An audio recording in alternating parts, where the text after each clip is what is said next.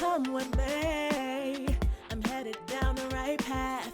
I feel so brave, my head held high and I'm showing class. Dreams ignited, every day I truly give my best. I'm thriving excitedly to be the very best version of myself. I'm so bold and I'm so brilliant. I feel amazing, I feel so resilient.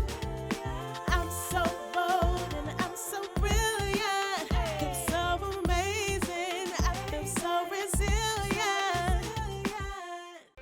Get to know Sharon Ringier. She's a small business alignment strategist and publisher of the Possible Woman magazine. She and I discuss her affinity for helping women cultivate success in business and entrepreneurship. Sharon Ringier, welcome to the Chundria show. How are you today? I am fantastic. How are you?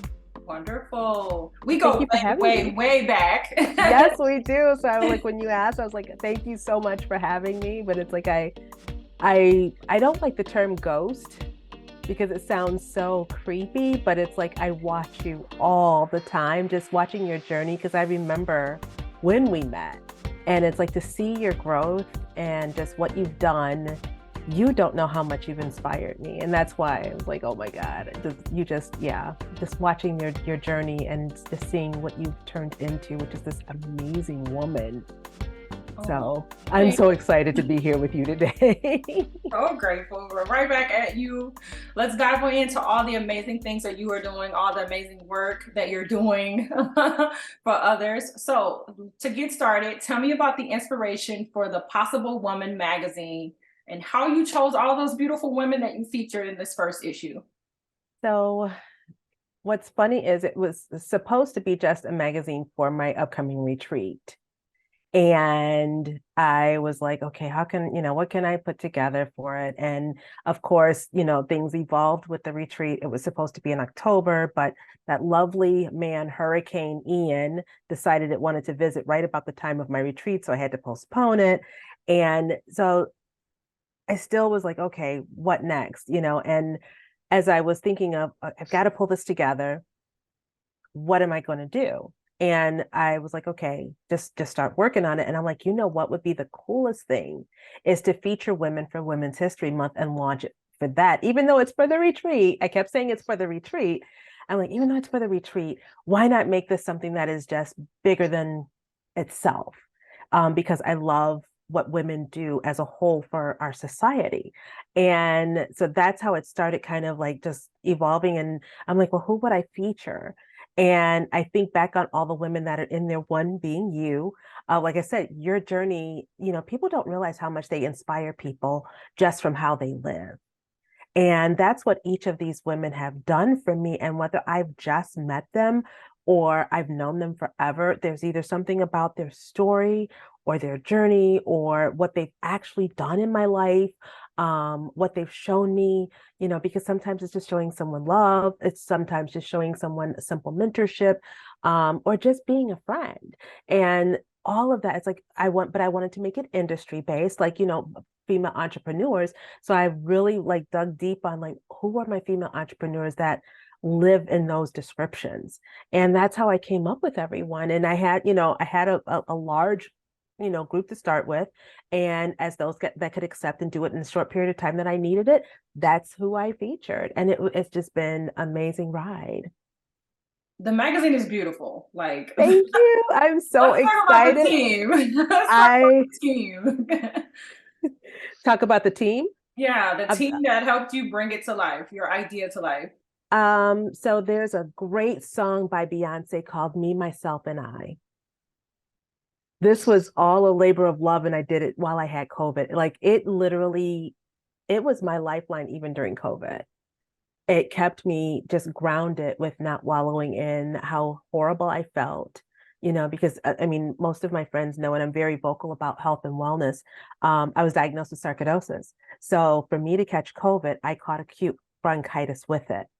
And it's very frustrating for me to just sit still and to have to lay in bed with nothing to do. And my husband had it too. So he was on the couch in the living room. We're in 650 square feet because we just moved to Florida. And, so we're trying to at least, even though we have it together, we wanted our own space because we were really just struggling with it. And oh my God, I had stuff laying all over the bed with me, and I would wake up in the middle of the night and just work on it. And it just, so it was my solace. So my team was pretty much the Sharon that felt like working at 2 a.m., the Sharon that felt like working at 4 a.m. So it's like, but it was all me this time around. And I say that very quickly, this time around.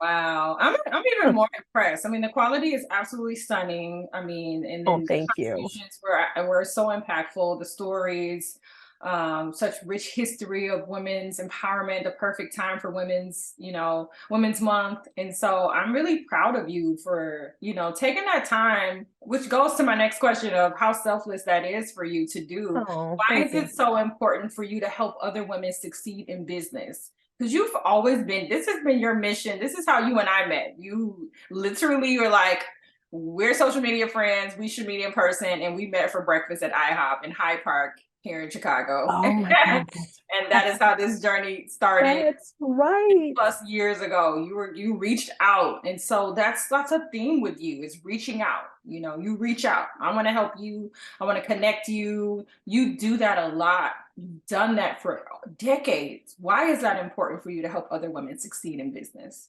Michelle has a beautiful quote, and I paraphrase it a little bit. And it's like having three women in your life, Michelle Obama, right? You have so I say it's your mentor, the person that's ahead of you that pulls you forward.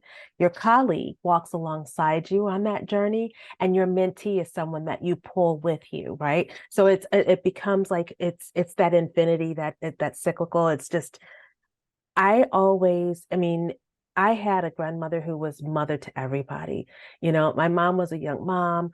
I watched her struggles and I lost her at a very young age. And it's like but the relationship, I learned what relationships with women were before I became an entrepreneur. And I never understood the cattiness that we got. I never understood the backstabby stuff that happens with women until I got into business. And it was really interesting as I looked at the dichotomy of how that was all working with women in business. And even when I got in business, because I was an event planner first, remember, I was actually in event planning when I met you. Someone tried to pit me against another planner, and she was trying to like kind of keep us separated because she was kind of using us both. But my personality is like, I like to get to know people. We got to know each other so well that we became best friends in the industry.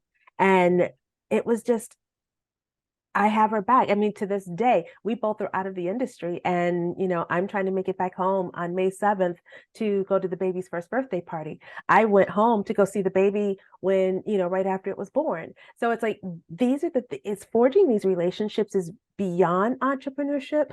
But if we look at why we are the way we are in business, we're taught to do business as men. When we want to progress in business, we look at how men do business technically. And so we think that we need to come with this gruff, fierce, I'm the dude, and it turns us into it's not in our DNA to be that way. So it always looks like we're being aggressive or overpowering and they have other words that they use for us. And what it is we just have to realize that we have a different DNA and makeup on how we do it. So let's change the trajectory of how we do that. So that's why I'm always like working to show women how to forge relationships no matter what, because the other person isn't your competition. You are your own competition. So how do it's like, I'm always like, where do we find the gaps to squash all of the stuff that we are stereotyped with? Because we really are loving if we just knew that we don't have to protect what's already ours. So I know I said a whole mouthful and I probably have digressed, but it's like I'm so passionate about it that it's like I just love how women come together when they learn how.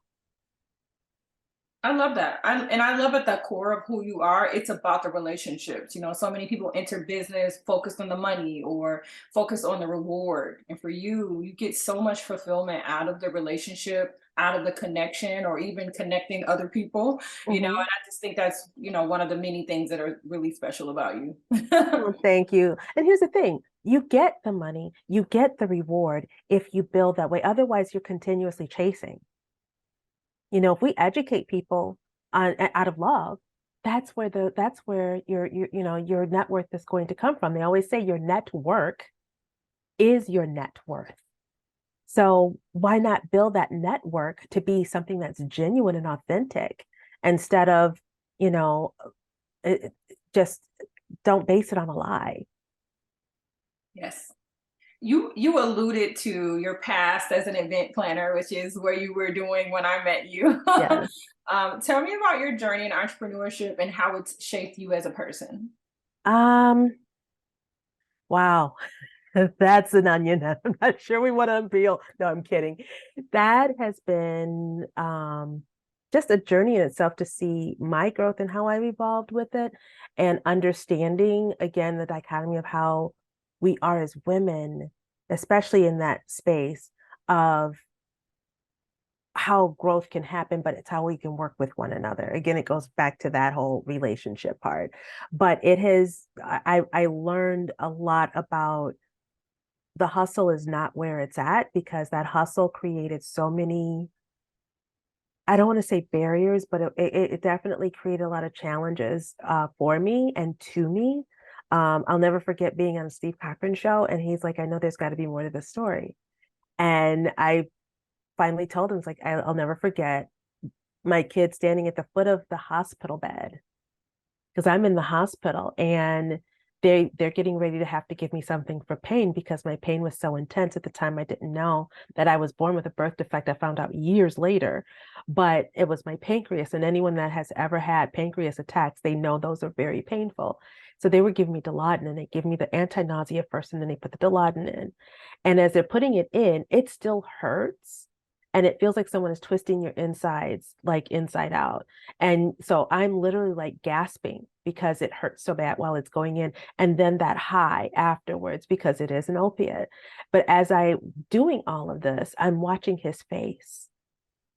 And he doesn't even remember this, but I will never forget it, because it was more than mortifying to see I think he was no more than 10 or 11 years old, watching me go through this. And I'm like, what the hell am I doing to myself? And later years, he's let me know. He's like, Mom, you're running your body into the ground for what? And my husband even said, he's like, what would you have done with all the business you had gotten if you had gotten it? Because you were in the hospital 1 to 3 times a year. And so it's like I learned so much of, my care, my self-care. I had to step back and really like reclaim my life. So for 30th, my 30th birthday and the 20th anniversary for it, I decided to run my first 5K, because that was a gift to me on my birthday. That's what I gave myself. I had never run a race before in my life. And I did it on a double hip replacement. So it was like, yeah, everyone's like, wait, you had a hip replacement? I'm like, yeah, I've had two. I've had 3 hip surgeries. First being when I was in 7th grade. So it's like I really learned so much on I come first. And actually it's Jesus first, of course. And then, and others to a degree. But if I don't learn how to love myself as much as I love others, I set the wrong boundaries, and you teach people how to treat you, right? So it's been a journey on wallet, that this whole entrepreneurship journey has really taught me how to kind of peel back those onions and look at what's going on with why I think the way I do sometimes, and why I do the things I do. And I've really had to, do some soul searching to learn who I was and learn how to love me.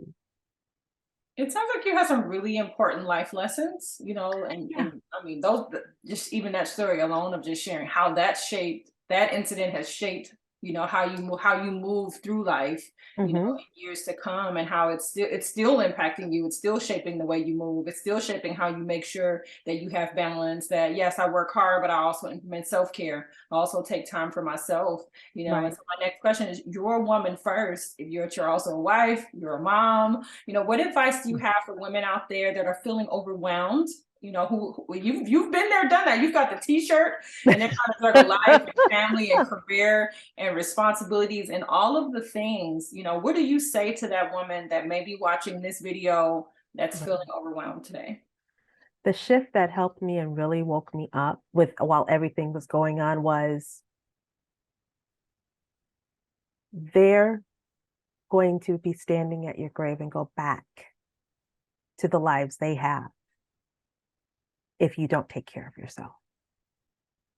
That was such like it was some and it was a friend who told me that, and they're like, you know what, if you don't, start taking care of yourself from a health perspective, it's like at the end of the day, because you're always putting everyone else first. And by doing that too, it's like there's so many like layers of things that, when people don't take care of themselves, but they're good at taking care of everyone else, they're enablers and all of that. I had all those labels. I wasn't dealing with some issues that I had, from losing my mom and my grandmother at an early age. And it's like, so all the taking care of people that was my way of, I thought, giving me this happiness, and it was killing me inside. So learning that you come first no matter what, and getting grounded in your faith, whatever that may be, is just like instrumental in setting boundaries for yourself. And it's not even about balance, because there's a great book, The Four Agreements, and there's one in there that says, do the best that you can, for that moment. I'm paraphrasing, I always paraphrase, but it's like, if you are going to work and you go to work and it's you're in perfect health and you're feeling good, that's a great day. But sometimes we go to work with a cold. We don't feel 100%, but you know what? You can still give 100% of what you have for that day. And it may not be your 100% on the Richter scale up here, but if you're like, you have the sneezies and the coughing and whatever, and your 100 might be around here, it's still okay. And we have to learn to give ourselves that grace.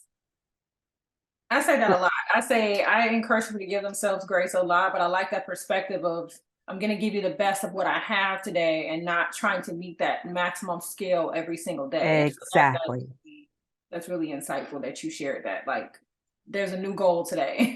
The goal is not 100 today. You should be glad you're going to get this 82 out of me, and right.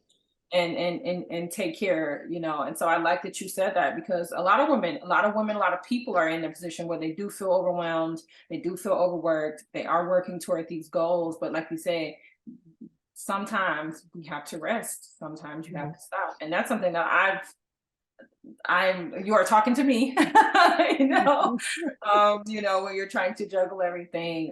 So I thank you for your transparency in that. That's awesome. You're welcome. So now I want to ask you some lightning round questions about you personally. Okay, let's do it. A little bit more lighthearted. Is there a household chore or task that you would delegate to someone else forever and ever? Is that a trick question? It's called clean the house. Clean the house, all of it? All of it. All of it. All of it, including the laundry.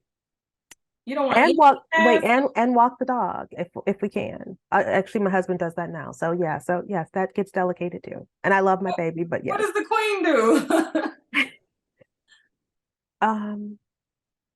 What will the queen do? Well, that I have this great, and this was a gift to me just the other day, and it says, drink happy thoughts. Yes, I would relax and drink happy thoughts.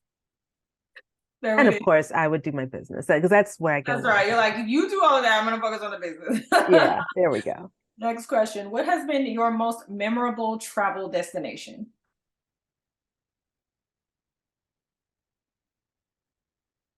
The unfortunate part of the memorable is that it was during a hurricane, but it was Mexico. And that's why it was so memorable. You got caught in a Mexican hurricane? Hurricane Wilma. But we were in Cancun, Riviera Maya. So when it hit the levee, it was actually less strength than what we sat through.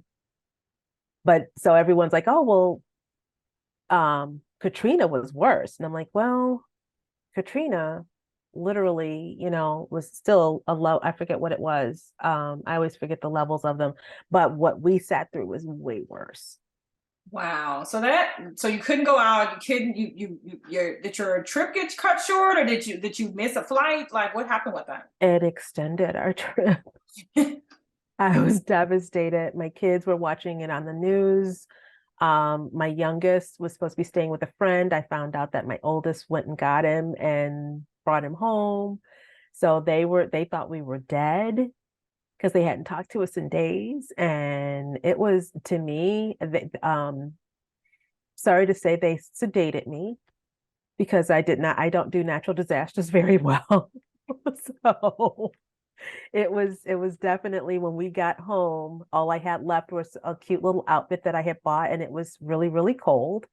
But we got home, and my youngest was just coming home when we pulled up, and he ran into me because he was shocked to see me. And then we got in my car and we went to where my son worked, and his employer looked at us like, "Oh my God, you guys are back." And he's like, "Hold on, I'm gonna go get Keith."